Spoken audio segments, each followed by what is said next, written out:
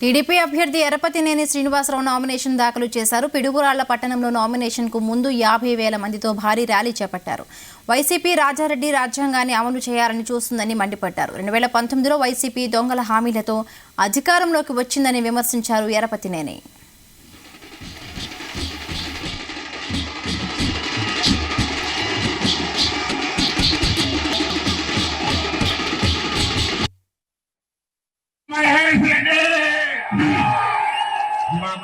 అవసరం ఉంది.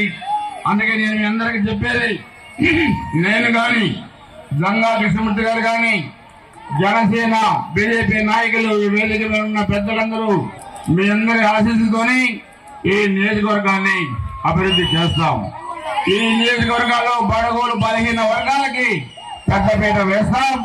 మీ అందరూ కూడా అటు ఎంపీగా లావు శ్రీకృష్ణదేవరాయలు గారు ఒక మంచి వ్యక్తి మనకు వచ్చారు. శ్రీకృష్ణదేవరాయలు గారిని మంచి మెజార్టీతోని గెలిపించండి.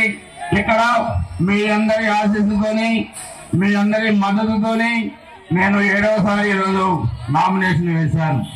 ఒకే నియోజకవర్గంలో ఒకే పార్టీలో 7 సార్లు నాకు సీట్ ఇచ్చారంటే అన్న నందమూరి తారక రామారావు గారి దగ్గర నుంచి నారా చంద్రబాబు నాయుడు గారి దాకా వరుసగా 7 సార్లు సీట్ ఇచ్చారండి. అది మీ ఆశీస్సులు, మీ ఘనత అని చెప్పి కూడా మీ అందరూ కూడా తెలియజేస్తా ఉన్నాను.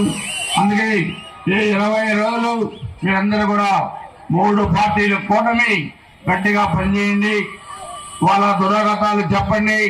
మనం చేసిన అభివృద్ధి కార్యక్రమాలు, చేయబోయే అభివృద్ధి కార్యక్రమాలు చెప్పండి.